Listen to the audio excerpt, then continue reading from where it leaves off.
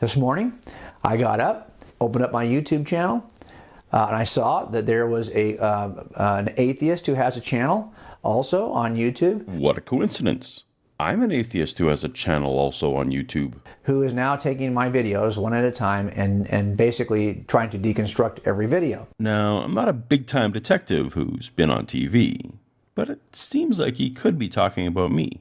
And that has become the content on his YouTube channel. Okay. It's not my whole channel, but I do have a pretty good playlist going. I don't typically engage those folks, but I do learn from those folks. Well, I'm sorry to hear that you won't engage, because I'd love to talk to you sometime. But I am pleased to hear that you'll be listening to learn, because everyone has room for improvement.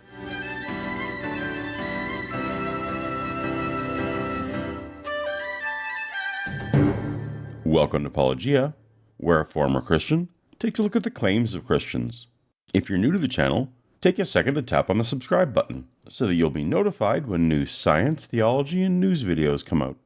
Today, cold case detective J. Warner Wallace is going to let us know why naturalistic explanations for the resurrection of Jesus are lame. Lame. So lame. So lame. Lame. What is it that's keeping you from thinking that this is a reasonable inference?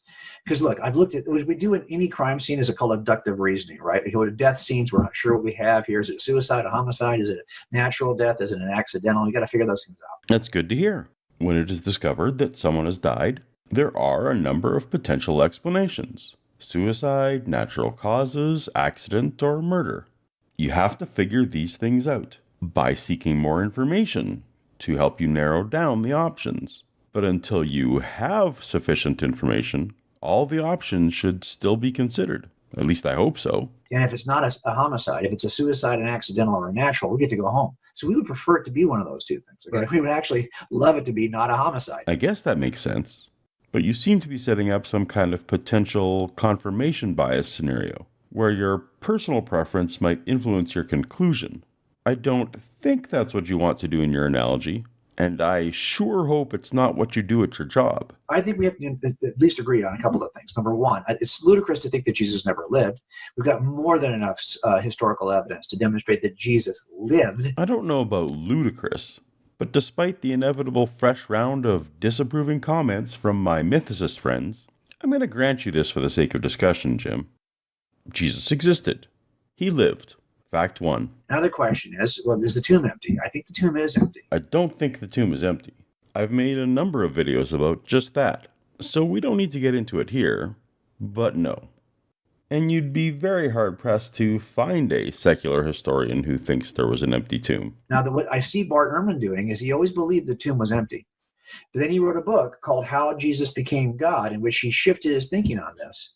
And he says, no, probably didn't put him in a tomb. Back in 2003, renowned biblical scholar Bart Ehrman gave this lecture for the Learning Company, which is often quoted to this day. And so I think we can say that after Jesus' death, probably with some certainty, that he was buried, possibly by this fellow Joseph of Arimathea. In order to juxtapose it with this statement in Dr. Ehrman's debate 3 years later with Dr. William Lane Craig. The payoff is this. We don't know if Jesus was buried by Joseph of Arimathea.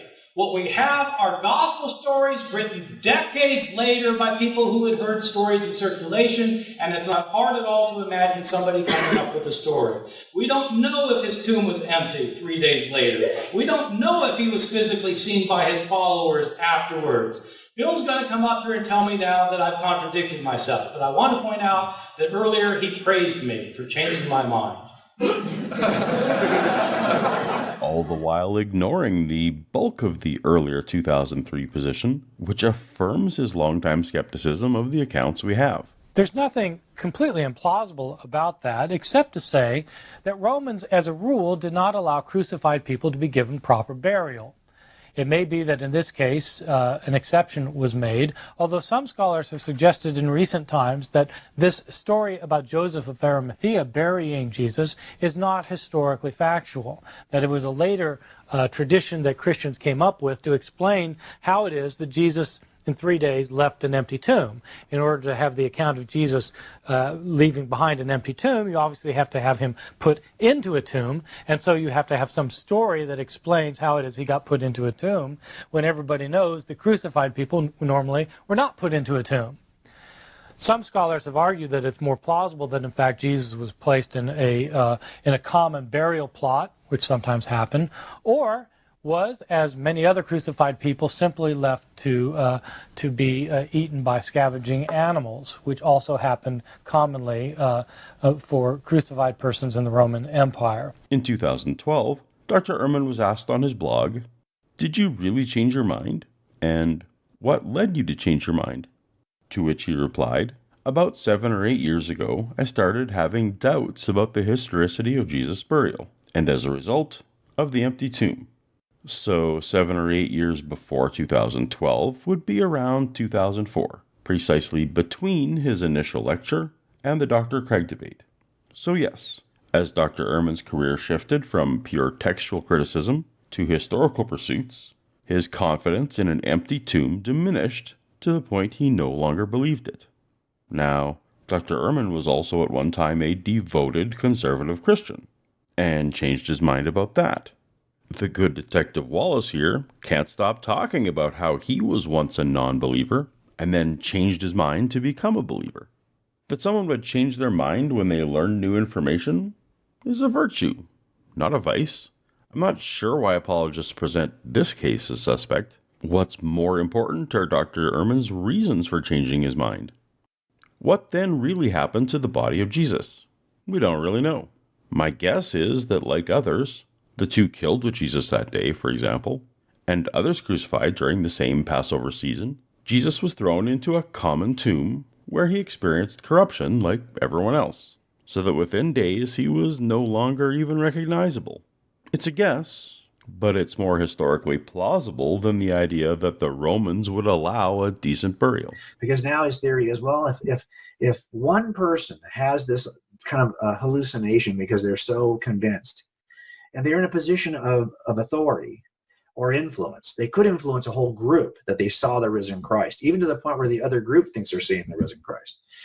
Okay, that's another theory. Sounds a little like mine, that we can attribute all of pre-Pauline Christianity to a bereavement hallucination by Peter.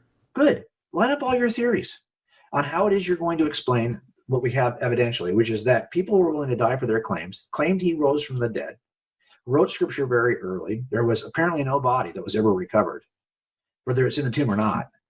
And we know that Jesus lived and was crucified. So explain to me what is it your theory will do? This isn't the worst lists of minimal facts I've seen. Just a few adjustments needed. Let's go in reverse order. I've stipulated the living and dying. It's the most boring claim about a person in history you can make. Everyone who lived also died. Dr. Ehrman already went through the body recovery thing. Most crucifixion victims were left on the cross to rot and to be eaten by animals, or tossed into mass graves to rot. Either way, one couldn't go back and retrieve it. Consensus is that the Gospels were written 40 to 70 years after the death of Jesus. Jim can call that early if he likes, but it's a full first century lifetime after the events. To imagine that 40 years, or even 20 years, 10 years, 1 year, is some kind of guarantee of accuracy is just silly. Just check your social media feed about whatever happened in the world yesterday. And that people were willing to die for their claims? Well, as Wallace will admit, martyrs and terrorists give up their lives for firmly held beliefs every day. But this isn't interesting or compelling unless we're talking about first-hand witnesses. What Wallace cannot produce is evidence that first-hand witnesses were willing to die. See my extensive discussions with Dr. Sean McDowell on this topic, if you want to hear more. And the reason why there are 6 or 7 non-Christian theories and then the one Christian theory, there's only one. There's not like 8 Christian theories, by the way. There's a bunch of non-Christian theories. Anytime you see someone come at you this way, and I see this in defense attorneys all the time, they'll say, here's 8 other ways you could explain this. Well, guess what? Why do you have 8? Why not just one? Why not just one? What was it that Jim said earlier in the stream? Right. right? You go to death scenes, we're not sure what we have here. Is it a suicide, a homicide? Is it a natural death? Is it an accidental? You got to figure those things out. It's okay to have multiple possibilities at your crime scene, but on history, this is some kind of weakness. Right. All these guys don't agree with each other. Right. They got their own theory. If there are multiple theories that fit the evidence, then the intellectually honest thing to do is to acknowledge that there are multiple theories that fit the evidence. We wait until there is sufficient evidence to narrow it down to one single theory. There's a reason that cold cases exist, Mr. Cold Case Detective, because sometimes there isn't enough evidence to conclusively convict one person. You, better than most, should know we don't have enough information to know what happened is often the harsh reality. And they think the other guy's theories are lame. I agree with you there. They're all lame. That is so lame. Lame. What a lame-o. Lame, lame, lame, lame, lame. Okay? Yeah. The better theory, and the only reason why you don't like the Christian theory, the only reason why you don't like the Christian theory is because you don't think a miracle is reasonable. It's not that I think a miracle is unreasonable. I fully believed in miracles when I started investigating this. No, I reject the Christian theory because there is entirely insufficient evidence to warrant a miracle claim, particularly when there are a plethora of entirely mundane explanations that perfectly fit the bill. I would not like to think that a person would tell someone he has a plethora and find out that that person has no idea what it means to have a plethora. You have a presuppositional bias against the miraculous. That's all this is. Jim, you fully believe in miracles and the supernatural. Yet you said that when you investigate a death, your choices are natural causes, accident, suicide, or homicide. Why don't you have miracle on that list? How do you determine that a knife didn't miraculously fly across the room? Or that a ghost didn't stop someone's heart? Or that a demon didn't teleport the victim into an open field? You don't have a presuppositional bias against any of those ideas. Do you suggest them to your fellow officers? Or testify to them in court? Oh wait, you'd only suggest such theories if there was sufficient evidence to support the theory. Well then, now we're on the same page. This is about people who say, look, if not for the fact it requires a miracle, I might be in. So you think that everything in your world can be explained by natural causes and natural forces? I do think that, while we don't yet have every detail mapped, that natural explanations are plausible and sufficient to explain what we see. That doesn't rule out supernatural, if such a thing could even be coherently defined. And when natural causes are sufficient, we don't go seeking unnatural ones. Do you think that everything in your environment, your entire history in the universe, could be explained by nothing more than space, time, matter, physics, and chemistry? That's correct. Yes.